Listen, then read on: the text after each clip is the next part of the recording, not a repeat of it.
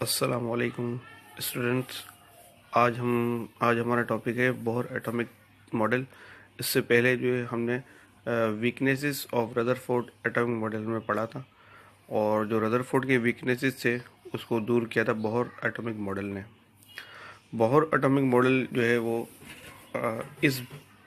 किस बेस पर उन्होंने कायम किया था। बोहर ने जो है हाइड्रोजन लैम्प को जो है वो प्रिज्म से पास करवाया था, और फिर उसका स्पेक्ट्रम को देखा गया था। जब उसने स्पेक्ट्रम को देखा तो उसको बिल्कुल थिन लाइंस उसको नज़र आई थी। तो उससे उसने ये अंदाज़ा किया कि जो रदरफोर्ड का जो पोस्टुलेट था वो ये था कि न्यूक्लियस के इर्द गिर्द जो है वो इलेक्ट्रॉन मूव कर रहा है, किसी भी ऑर्बिट में मूव कर रहा है। कोई इसका पर्टिकुलर शेप नहीं है ऑर्बिट का, या उसका पाथ का कोई शेप नहीं है। मगर जो बोहर ने ये कहा कि कोई भी इलेक्ट्रॉन जो मूव कर रहा है न्यूक्लियस के सराउंडिंग में, वो एक फिक्स पाथ पर मूव कर रहा है, और वो फिक्स पाथ जो है वो उसकी फिक्स एनर्जी है, और उसकी जो है फिक्स वेलोसिटी है। तो जो है वो जब तक वो उस शेल में रहेगा, ना ही वो एनर्जी एब्जॉर्ब करेगा, ना ही वो एनर्जी एमिट करेगा। तो उसका जो फर्स्ट पोस्टुलेट है जो मैंने यहाँ लिखा है, as long as an electron revolve in particular orbit the electron does not lose its energy, therefore these orbits are called stationary orbits, and the electron are said to be in stationary energy states। तो ये first postulate ये कहता है कि electron जो है वो surrounding में, न्यूक्लियस के सराउंडिंग में मूव कर रहा होगा, तो ना ही वो एनर्जी को एब्जॉर्ब करेगा, ना ही एनर्जी को वो एमिट करेगा। तो जो रदरफोर्ड की जो वीकनेस थी कि इलेक्ट्रॉन जो है वो न्यूक्लियस के इर्द गिर्द मूव कर रहा है तो अपनी एनर्जी एमिट करेगा, मगर इसने ये कहा कि वो न्यूक्लियस के इर्द गिर्द तो मूव कर रहा है, मगर एक फिक्स पाथ में मूव कर रहा है और फिक्स एनर्जी से मूव कर रहा है। तो जिसकी वजह से जो है वो वीकनेस दूर हो गई। तो उससे जो है वो इलेक्ट्रॉन जो है वो न्यूक्लियस में, जो रदरफोर्ड के मुताबिक तो है उसको न्यूक्लियस में गिरना चाहिए था, मगर गिर नहीं रहा था। तो बोहर ने इस बात को इस तरह से बयान किया कि जब तक वो इलेक्ट्रॉन ऑर्बिट में रहेगा, ना ही एनर्जी को एब्जॉर्ब करेगा, ना ही एनर्जी को इमिट करेगा। तो हर ऑर्बिट जो है उसके अंदर जो इलेक्ट्रॉन होगा अपनी स्पीड से, अपनी एनर्जी से वो मूव कर रहा होगा। तो जिसकी वजह से उसकी वीकनेस को दूर कर दिया गया। और फिर उन ऑर्बिट्स को जो है उसने पहली मरतबा इस्तेमाल किया कि फ़िक्स एनर्जी वाले ऑर्बिट हैं, और उनको नाम दिया सर्कुलर ऑर्बिट्स। और उनको एनर्जी स्टेशनरी स्टेट्स भी कहते हैं, एनर्जी लेवल्स भी इसको कहते हैं। इसको मज़ीद आप जो है वो डायग्राम में देख सकते हैं, जैसे कि मैं आपको दिखा रहा हूँ। ये आप देख सकते हैं, ये हमारे पास हाइड्रोजन का एक एटम है, आप देख सकते हैं।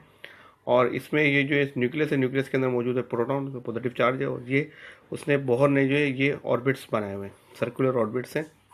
ये वाला पहला ऑर्बिट है, और ये सेकंड ऑर्बिट है, और ये थर्ड ऑर्बिट है। तो ये जो है बोहर ने जो है ये पोस्टुलेट पूरा दिया कि जब तक इलेक्ट्रॉन इस अपने शेल में रहेगा, जैसे ये इलेक्ट्रॉन है, तो ना ही एनर्जी एब्जॉर्ब करेगा, ना ही एमिट करेगा। तो ये इसकी एनर्जी फिक्स होगी। तो जब एनर्जी फिक्स हो गई तो ना ही वो एनर्जी एब्जॉर्ब करेगा, ना ही एमिट करेगा। तो जिसकी वजह से जो है वहाँ पे जो उसकी वीकनेस थी वो दूर हो गई रदरफोर्ड की। और वो जो कंटिन्यूस स्पेक्ट्रम और लाइन स्पेक्ट्रम का जो मामला था वो ये है कि जब वो एनर्जी कंटिन्यूस तौर पर इमिट करता है तो कंटिन्यूस बनता है, मगर वहाँ पे कंटिन्यूस तौर पर इमिट नहीं कर रहा था। उसमें किस तरह से इमिट कर रहा था ये भी बताया गया। सेकंड आप पोस्टुलेट को मजीद देखें तो उसमें ईच ऑर्बिट और shell is associated with a definite amount of energy, hence these are called energy levels। तो सेकंड पोस्टुलेट में कहा गया है कि उनकी जो एनर्जीज हैं वो फिक्स हैं, तो इसलिए उनको एनर्जी लेवल का नाम दिया गया है। फिर इसके बाद जो नेक्स्ट पोस्टुलेट है, पोस्टुलेट नंबर 3, ये बड़ा समझने का है। An electron jump from a lower energy level to a higher energy level by absorbing energy. It jumps from a higher level to a lower level by emitting energy in the form of electromagnetic radiation। तो इसको समझने के लिए आप diagram को देख सकते हैं। इस डायग्राम को आप देखें तो इसके अंदर जो है पोस्टुलेट के पूरा सही एक्सप्लेन किया गया, आप देख सकते हैं उसको। इसमें आप देख रहे हैं कि दो डायग्राम आपको नज़र आ रही हैं। इसमें बताया गया है कि अगर वो इलेक्ट्रॉन, वैसे इलेक्ट्रॉन जो है ना ही एनर्जी एब्जॉर्ब करेगा, ना ही इमिट करेगा। अगर उसको एनर्जी एब्जॉर्ब करवाई गई, मतलब ये कि उसके ऊपर यूँ समझ लें कि कोई एटम है, तो उसको जो है उसको हीट किया गया बाय बाय अप्लाइंग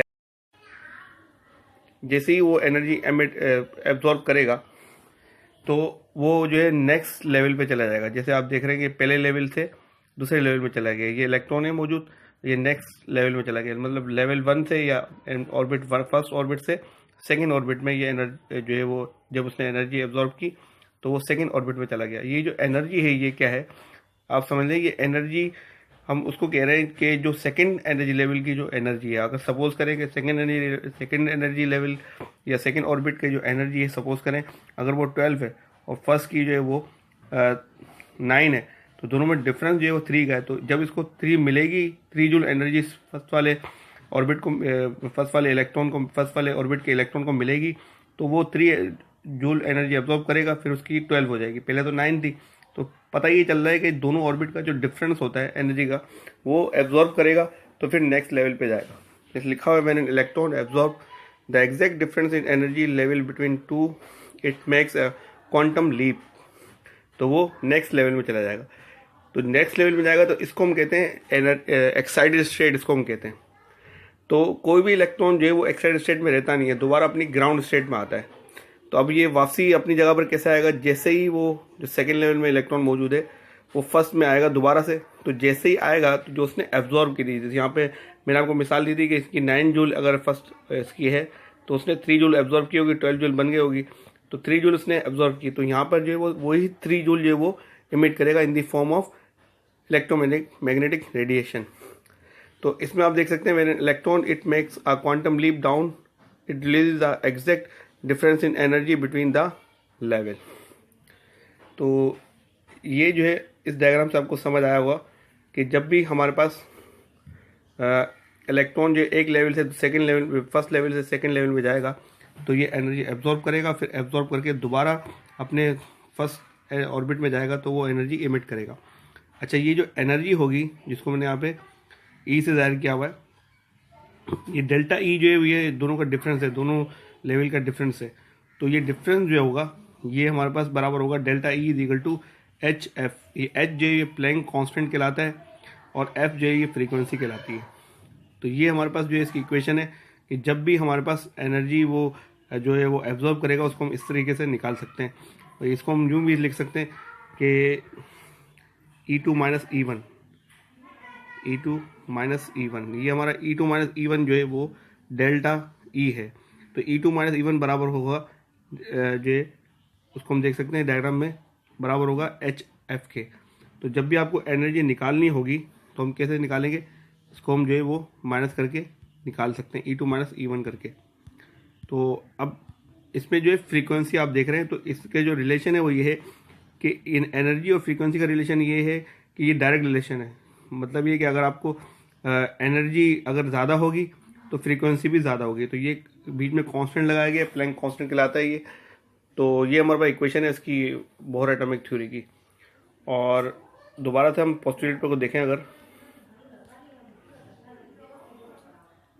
तो पोस्टुलेट जो है वो नंबर 3 वाला, an energy jump from a lower energy level to a higher energy level by absorbing energy. वो एनर्जी को एब्जॉर्ब करेगा, फिर जाएगा वो सेकेंड ऑर्बिट में।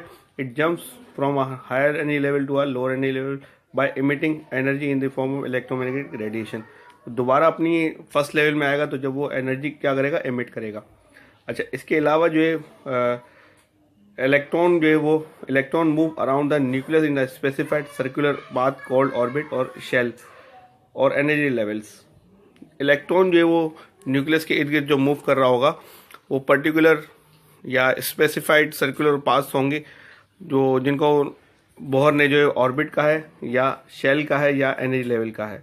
और उनके नाम आप देख रहे हैं कि K, L, M and N इस अप टू सो ऑन, इस तरह से उन्होंने रखे हुए हैं। तो इसको भी आप जो है आप देख सकते हैं डायग्राम के ज़रिए। ये डायग्राम आप देख रहे हैं, इस डायग्राम में ये जो न्यूक्लियस है इसका जो न्यूक्लियस की पहला शेल जो है इसका नाम रखा है K शेल है, सेकेंड वाला जो है वो L है, फिर M है, फिर N है। इस तरह से अल्फ़ाबेटिकल ऑर्डर में लिखा गया है, K से स्टार्ट होगा इसमें और जो है वो इनके नाम रखे गए हैं। इसके अलावा जो है मज़ीद इसको अगर हम देखते हैं इसके पोस्टुलेट को, तो Niels Bohr propose that electron move in circular orbit और energy level around the nucleus electron closer, ये वाला जो पॉसिबिलिटी है, electron closer to the nucleus have less energy. जो इलेक्ट्रॉन न्यूक्लियस के करीब होगा उसकी एनर्जी कम होगी then electron farther away from the nucleus. जो न्यूक्लियस से दूर होगा उसकी एनर्जी ज़्यादा होगी। मतलब ये हुआ कि जितने ही ज़्यादा हमारे पास एन की वैल्यू या ऑर्बिट की वैल्यू बढ़ती चली जाएगी तो एनर्जी इंक्रीज होती चली जाएगी। इसके अलावा जो है तो मजीद हम देख सकते हैं nucleus surrounded by a large volume of space. Nucleus के इर्द गिर्द जो है बहुत ज़्यादा स्पेस होता है और इसमें जो है हम इसकी जो इलेक्ट्रॉन जो है उसमें इसके इर्द गिर्द मूव कर रहे होते हैं कांस्टेंट स्पीड में और फिक्स ऑर्बिट में मूव कर रहे होते हैं। Each electron has a specific amount of energy. Her electron की एक स्पेसिफिक अमाउंट ऑफ एनर्जी होती है। ये हमें पहली मरतबा वर्ड इस्तेमाल हुआ फिक्स ऑर्बिट और फिक्स एनर्जी वाले ऑर्बिट का इस्तेमाल जो है बोहर ने किया। अच्छा, बोहर एटॉमिक थ्योरी जो है वो यूँ समझ लीजिए कि उसने रदरफोर्ड के जो वीकनेसेस को दूर किया और उसने ये नया मॉडल हमें दिया। और इसमें इसने ये बताया कि जब भी हमारे पास इलेक्ट्रॉन जो है वो पहले शेल से दूसरे शेल में, दूसरे से तीसरे शेल में जब जाएगा तो एनर्जी को एब्जॉर्ब करेगा, फिर दोबारा अपने शेल में जाएगा तो वही एनर्जी को वो एमिट करेगा। अब ये जो एनर्जी है ये किस फॉर्म में एब्जॉर्ब या एमिट हो रही है? ये हो रही है जो है वो क्वांटम की फॉर्म में हो रही है। क्वांटम हम किसको कहते हैं?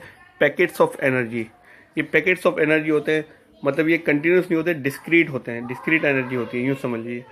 तो ये पैकेट्स की फॉर्म में होती है। मतलब ये है कि ये हम एक शेल से दूसरी शेल में जाने के लिए जो है ये हमें एनर्जी एब्जॉर्ब या एमिट करनी पड़ेगी। एब्जॉर्ब करेंगे तो नेक्स्ट शेल में चले जाएंगे और जब एमिट करेंगे तो वापसी अपने पुराने शेल में दोबारा से आ जाएंगे। तो ये जो एनर्जी होती है वो जो उसका रिलेशन क्या होता है? फ्रीक्वेंसी के साथ डायरेक्ट रिलेशन होता है। तो ये इक्वेशन है बोहर एटॉमिक थ्योरी की, delta E is equal to H F. सही है बेटा? इसमें कुछ आपको पूछना हो तो आप पूछ सकते हैं कमेंट्स में। So that is all for today.